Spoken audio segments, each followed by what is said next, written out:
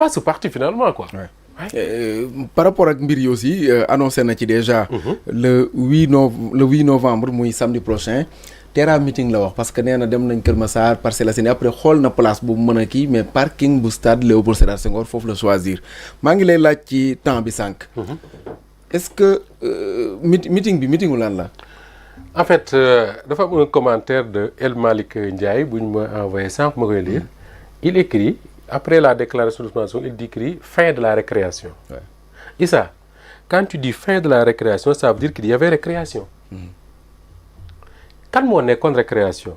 en tout cas réew mi moom nekkuloon récréation. parce que nit ñaa ngi xëy di liggéey boole ko seen i jafe-jafe yu metti lool. le Pastef l'APR ak ñi mu àndal ñoom nekkuñu récréation. parce que ñoom la ñu nekk combat ba ñu nekk pour jële fi ñii en 2029 mais ñoom taxawuñu ña nga ca. Macky Sall la mu man ma nga ca donc ki fi nekkoon récréation mooy le Pastef man boog noonu laa ko déggee. le Pastef moo ne léegi le 8 novembre dina jeexal récréation moo tax Ousmane Sonko ne y aura un avant 8 novembre y aura un 8 novembre et y aura un après 8 novembre. Ce que Ousmane Sonko veut faire mooy montrer que ni Pastef bi mu yoroon dans l'opposition est resté exactement le même Pastef que Pastef bi gouverner. mooy mobiliser tous leurs militants du Sénégal et de la diaspora pour un terrain meeting. boo xam ne li waajee wax histoire dina ko bind loolu la bëgg mais man li ma ci intéressé mooy quand il dit que ni dina fa wax loo xam ne ci politique wax fa loo xam ne ci état wax fa loo xam ne ci Pastef du am nëbboonte dina leen wax li ñu bëgg a dégg yëpp wala boog li ñu war a dégg yëpp du ma li ñu bëgg a dégg mais li ñu war a dégg yëpp moo tax ma ne la Issa Tine foofu mooy la déclaration d'une grande importance mais li am tey c'est pas la déclaration d'une grande importance qu'est-ce qu'il va dire aux militants de Pastef sur l'État sur la politique sur le Pastef le 8 novembre mais loolu Ousmane Sonko c'est un fin stratège il sait que tey la lan 25 fii ba le 8 les gens vont spéculer vont parler de ça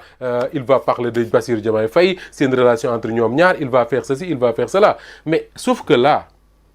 il faudra que Ousmane Sonko commence à poser des actes nag quand je dis poser des actes waxuma wàllu gouvernement mais au sein de son parti parce que bi mu dajee ak son parti fii ci Méridien Président lan la leen wax que ni parti bi dinañ ko organiser waat dinañ def un conseil national dinañ def lii dinañ def lii dinañ def lii dinañ def lii ba léegi loo ci gis amul benn acte boo xam ne moo suivre loolu Ousmane Sonko waxoon tey si tu as un parti boo xam ne le secrétaire général devient président de la République il n'a plus le temps le premier ministre devient le président du parti devient premier ministre ki nga xam ne moo yoroon la communication du parti mooy le secrétaire national de la communication El Malick ma nga assemblée nationale mais ñett ñii mais parti bu ñu jógee amatuñu jot gi il faut mu feeñ ci léegi nag c'est à Ousmane Sonko de voir comment faire pour garder la dynamique du parti bi mu nekk opposition comment faire pour que seen parti bi ñoom continuer di vivre di dund parce que en réalité parti bi dundatul à part quelques activités ñoom El Malick dem Diouroup dem Linguère jaar Louga def ay meeting ñii génn fi ñii def ay rencontres ñii génn fi ñii génn fii li koy dundal nekku ca il va falloir se réinventer est-ce que dañuy jël le parti placer ko entre les mains d'un homme boo xam ne mooy nekk l'homme de confiance de Ousmane Sonko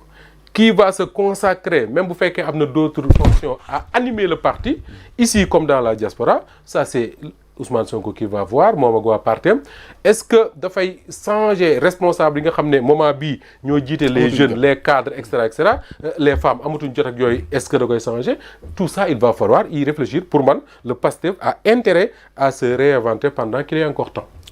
ñu dem ci beneen wàll. le 8 novembre Terra meeting boo xam ne élection jubul xaw na sori. yaa ngi wax que ni. côté politique bi parti Pastef ak yooyu mais est-ce que ci meeting bi aussi mënul nekk neneen nuñ ko mën a gisee muy une menace voilée contre par exemple le président de la République Bassirou Diomaye Faye bu fekk selon ñi nga xam ne ñoo jàpp que ni problème am na seen diggante bien sûr du ma ko tuddee menace mais lenn moom am na mooy ko xam Ousmane Sonko xam ne c'est un homme qui ne pose pas d'acte gratuit Terra meeting boobu mu woote am na un but précis boo xam ne moo tax mu def ko est-ce que dafay wane ne la force politique au Sénégal moom moo ko yor ba léegi même bu nekkul président de la République mën naa nekk kan la koy wan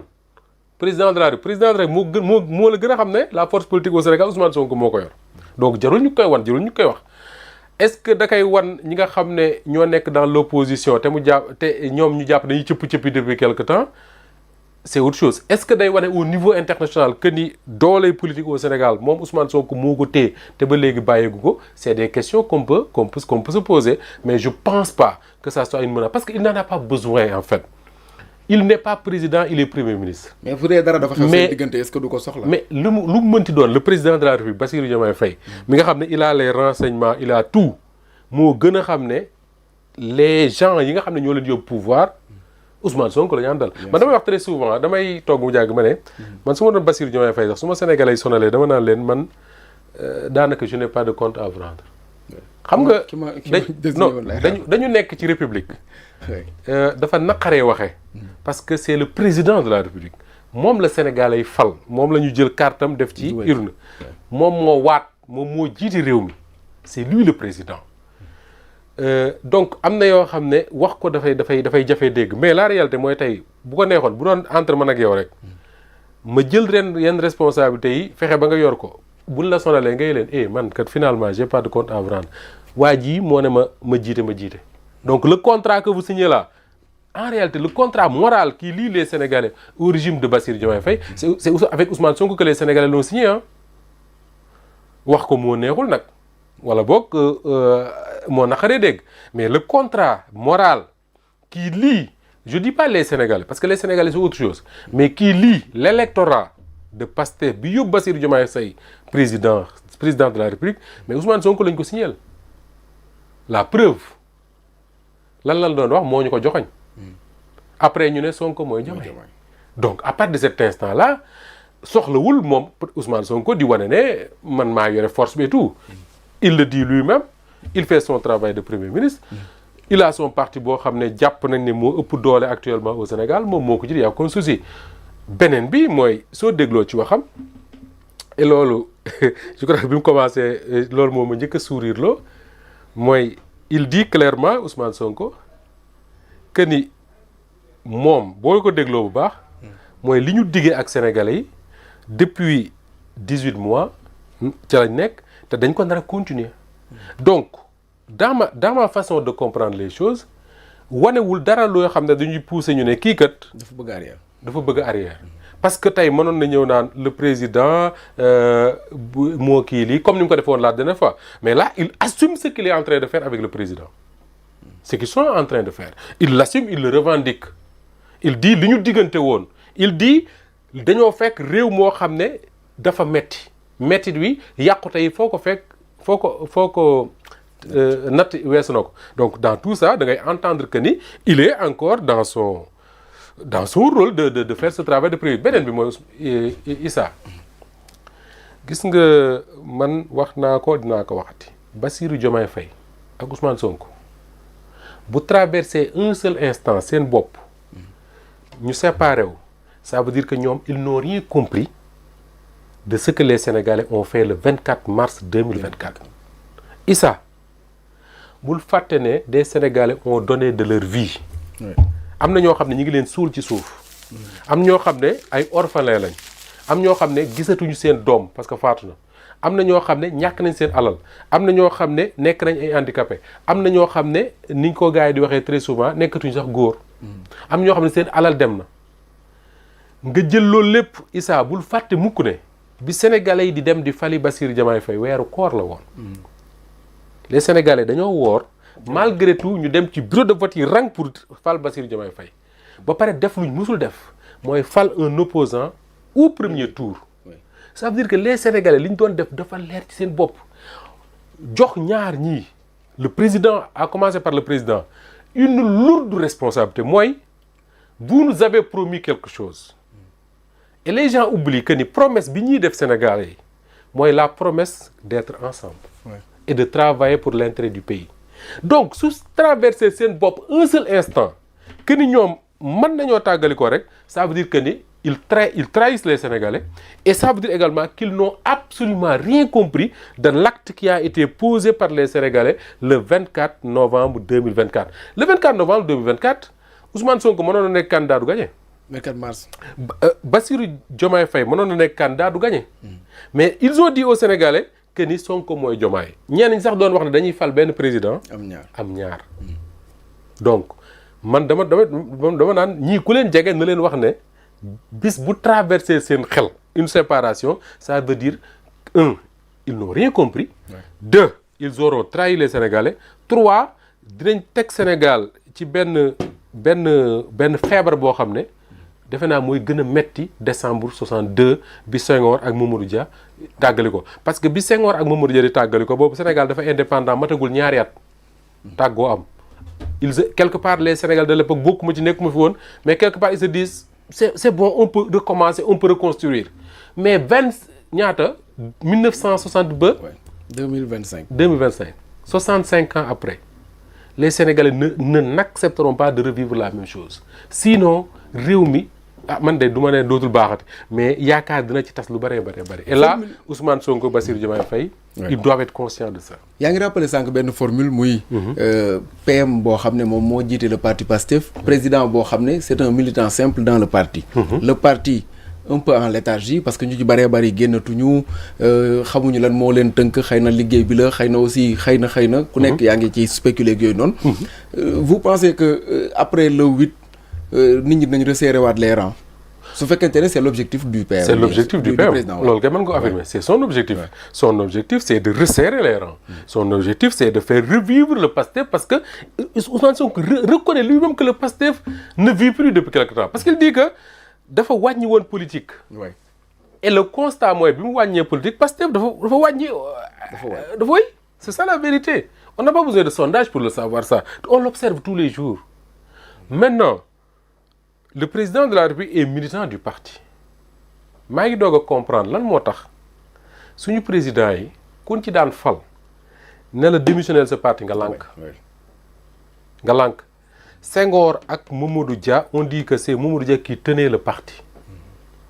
Quand il y a eu conflit entre Senghor ak Mamadou Dia disait que ni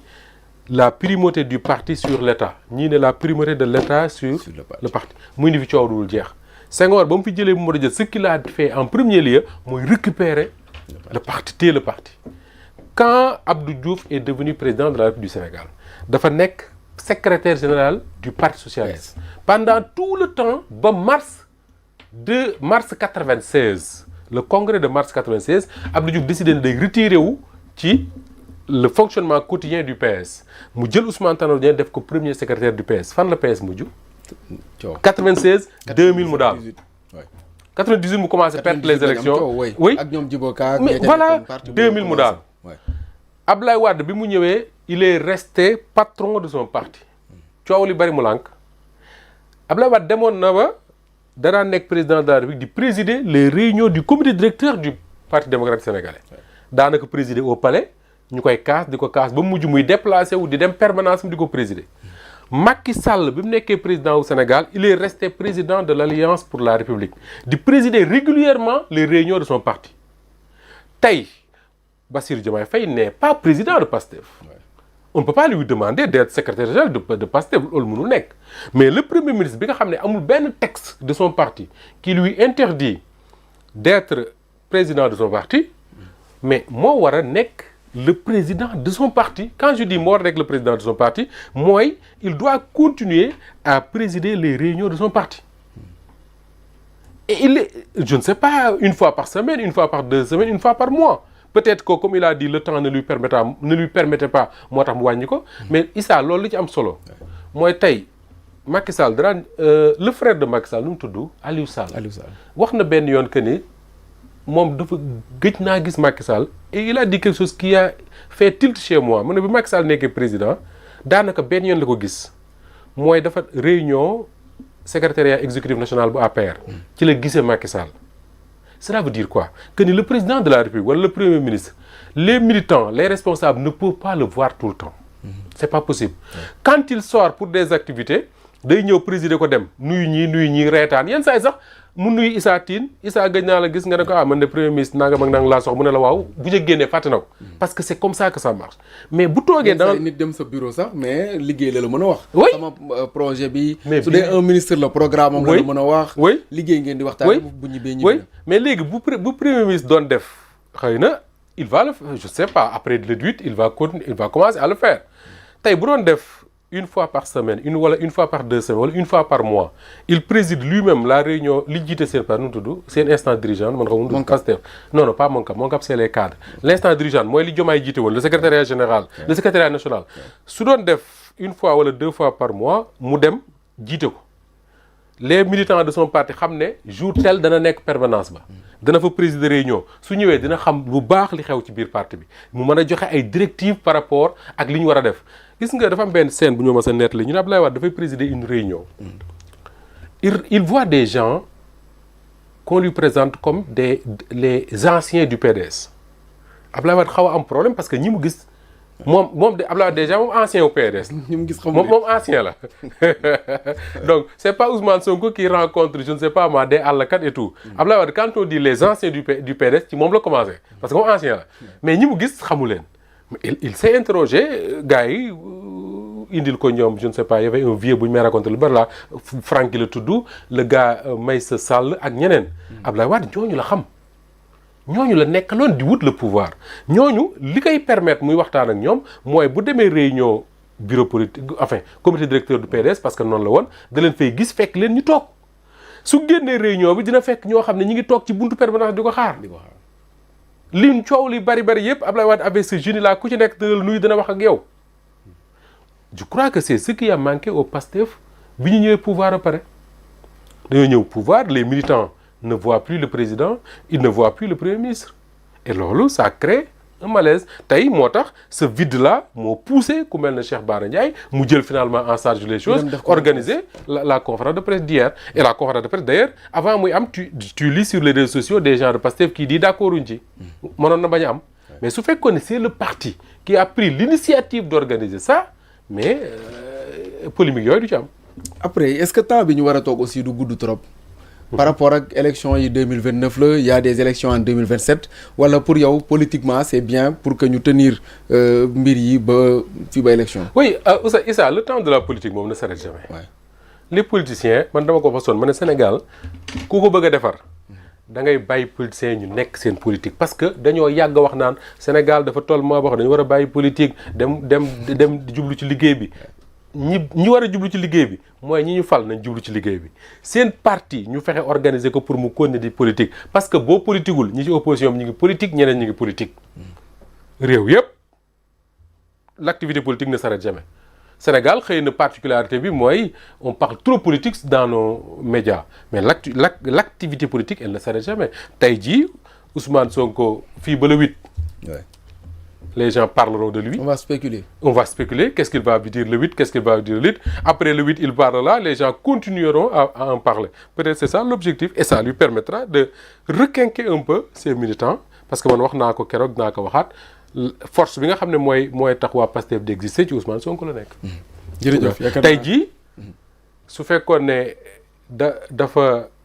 jël parce que nekk premier ministre warul mën a tee def loolu. mooy premier ministre mooy le chef de la majorité parlementaire bu ko fàtte. Les députés yi nekk assemblée ce sont des députés de son parti. yoo xam ne moom moo battre campagne pour ñu nekk député. donc c'est une force bu mu téye foofu. son parti également à partir du 8 su fekkee ne dégg-dégg bi ma ci am parce que mën naa juum mais su fekkee dégg-dégg bi ma ci am mooy y aura un Pastef après 2008. boo xam ne après le 8 Pastef boo xam ne mooy gën a nuru Pastef mooy nekk Pastef bi ñu xamoon avant ñuy ñëw au pouvoir et non Pastef bi nga xam ne depuis qu'ils sont au pouvoir soo déggee ñuy coow rek coowu lan la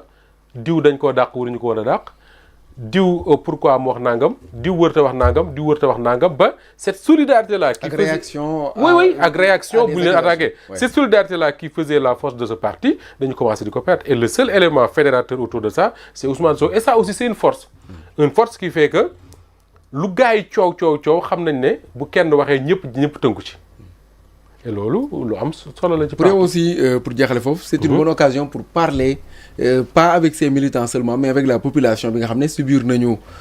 ay mbir ci yaa ngi wax sànq ci wàllum déguerpissement yi ñenn ñi ngi naan dëkk bi daa metti ñi naan économie bi dafa xaw a na sax ba ci même par rapport ak rapport yi nga xam ne moo fi jotoon na génn ak yooyu yëpp est-ce que jàpp nga ne aussi c'est un bon moment pour que mu au moins xaw a defal sénégalais yi non xam nga wax na ne dina wax ci état ouais. dina wax ci politique dina wax particulièrement ci Pastef état ñun ñëpp ko moom donc bu ci dee wax ñun ñëpp lay waxal su dee wax ci politique au Sénégal du waa Pastef kese ñun ñëpp lay intéressé donc ñëpp lay waxal su dee wax ci Pastef waa Pastef dong lay waxal am na ku ma bind sànq mu ne comme ñun bokkuñ ci Pastef bu ñu neexee dem tëddi mais bu dee wax ci Pastef waa Pastef yi nga xam ne ñoom lay waxal am na un discours pour ses militants pour leur dire yéen a ngi def nangam baaxul nañ defee nangam nañ taxawe nii mais bul fàtte Issa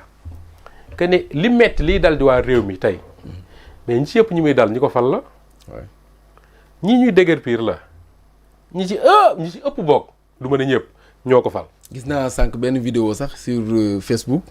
kooku di expliquer que ni kii ñuy déguerpir de pourtant ñu ko falal la bokk parce que moom yàgg na koy xeexal ki doon wax certainement ku ko xam la. oui mais liy prouver mbir mi mu doon wax mooy après sax mi ngi naan xool leen photo yi effectivement ay photom lañ taf ci catu taabal. mais bien sûr tey taabal yu bari cantine yu bari bu ñu ko dindee li ma leer mooy boo ko seetloo gis ca photo Ousmane Sonko bu ñu ca taf ay photom la ñuy dindi donc ñooñu il va falloir qu'il leur parle. Et ce meeting-là sera l'occasion également de leur parler, de leur dire que ni je sais pas moi parce que man xëy na bokkuma ci ak moom gis-gis man sama gis-gis mooy déguerpissement yi mënta ñàkk parce que li xew Ndakaaru mënta continuer mais soo déguerpiree également l'État n'est pas obligé Issa il faut ñu préciser loolu État amul obligation wu parce que da nga occuper l'espace public mu wutal la foo nekk l'espace public kenn war a occuper mi ngi mel ne nga ne État suñu jàppee sàcc daf ko war a wutal liggéey pour mu bàyyi sàcc day violer loi bu ñu ko jàppee dañ koy teg ci yoon ki nga xam ne dafa occuper mbedd mi dafa violer la loi parce que l'espace public réservé wuñ ko pour loolu mais boo ko fa yëkkatee état bi amul obligation pour wutal ko fu mu nekk mais état dafa am beneen obligation mooy obligation wutal am xëy ñi nga xam ne ñoom la gouverner te ñooñ ñuy war a wutal am xëy ñii ñuy déguerpir ci lañ bokk et ñii ñuy déguerpir comme am na suñu lu ñu jàpp ba pare xel mooy nangu nga jéem a réfléchir pour xool fan ngay yóbbu pour teg leen fa ñu mën faa def seen liggéey et loolu c'est des réflexions que l'État doit faire et le faire avec les communes yi nga xam ne ñoo nekk ci biir Sénégal ak ci biti ci biir Dakar ak ci biir réew mi l'exemple que je donne mooy seen dëkk yéen je connais pas votre maire je l'ai jamais vu je l'ai jamais vu mais j'ai vu des images yoo xam dañ ne maire bi moo yëkkati ñi ci tali bi mais wutal na leen marché bu mu aménager pour ñu ñëw fa tey les communes de Dakar là ça va demander une grande réflexion et là le Premier ministre doit parler aux Sénégalais par rapport à ça mooy il faudra dindi mbedd yi ba mu set mais soo ko dindee ba mu set mën nga am organisation boo xam ne nit ñi Issa maa la wax lii mën nañuy lal di jaay ñi war a am ay taabal ak i cantine am fu ñu ko defee ba pare mbedd Dakar yu kenn du ko occuper de manière anarchique réew yu bari réussir nañ ko ak des marchés yoo xam ne sax dañuy alterner. oui man gis naa ko ci par exemple marché boo xam ne dañuy lal ñeneen ñooy lal. à partir de 22h ay daal rek la ñuy lal. par exemple yeneen jaaykat ñooy ñëw lal ci même table yi mais ay daal lañ fay jaay. man kay maa ko teg sama bët. parce que man dem naa ci dëkk boo xam ne France fa may dem di waxtaane marché la dafa am ñuy lal heure bii bu heure boobu jotee ñu lalli ñu raxas ba mu set ñeneen ñëw lal. donc li ngay wax ni man lu ma gis. mais loolu moo war na jiitu aussi la communication. de la même manière tey les communes de Dakar et de la banlieue mënoon nañ tey am organisation boo xam ne les 7 jours de la semaine commune bu nekk am na jour booy accueillir un marché. xëy na sax mën nga ne 30 jours ci weer wi commune bu nekk am na jour booy accueillir un marché nga xam ne bu ñu lalee xaar yàlla ba ñu fay lalati mois prochain. te nit ñi danañ mën a muñ lal fi benn bés te ñi fiy lal bés bu ne danañ am fuñ lal ça veut pas dire que ne dañuy toog di xaar mais bés bu ne danañ am fuñ lal te duñ gêner kenn réew yu bari am na fa. Ndakaaru nag la vérité mooy tablier yi dañu occuper mbedd mi ba pare borom daraja yi occuper mbedd mi da ngay gis mbedd yoo xam ne borom daraja yi ñoo ko jël tabax ko espace bi état bi moom ñu tabax ko léegi ba pare léegi boo yëkkatee ñi da nga war a yëkkati ñi nga xam ne nag. ñoo occupé cet espace mairies parce que Voilà. dañuy dem di jëli. C'est les mairies. taxes C'est les municipales mairies. chaque jour ñu dem récupérer jóg. c'est les mairies. Ouais. Issa gisoo benn Sénégalais bu am fitu ñëw jël ab conteneur teg ko ci la voie publique te mairie sant ko ko. dafa am foo xam ne moom. gisoo benn Sénégalais bu am fitu ñëw daaj cantine ci la voie publique te mairie bi fekk ko fa. ñoo leen fa bàyyi nañ waxante dëgg. moo tax ma jàpp ne le premier ministre doit parler à ces Sénégalais. canal bi jëm Soumbédioune fan yi dama fa jaar ak benn taxi mais ci kaw canal bi en tout cas daanaka mooy côté Abass Ndao bi noonu rek rond-point Abass Ndao bi nga mel ni luy jëm Soumbédioune. Oui. ab marché la kaw canal bi. mais bien sûr man may def formation journalisme booba xam nga paasu taxi yeeg yooyu doo ko mën. da ngay jëlee car rapide wala Ndiaga Ndiaye Pikine mu wàcce la Colobane. nga doxee Colobane ba Point E école Point E la nekkoon mais canal boobu ngay wax da nga ko daan traversé nii y' a aucun souci kenn defu fa marché kenn defu fa dara. boo wàccee université man fàttaliku naa plusieurs fois wàcce naa université bu Dakar dem doxi ba Sandaga dem liggéeyi populaire dox bi da daan yomb pourquoi parce que mbedd yi amoon na espace mais léegi foofu noonu jaar fa ba hôpital Abass Ndao doo fa mën a jaar.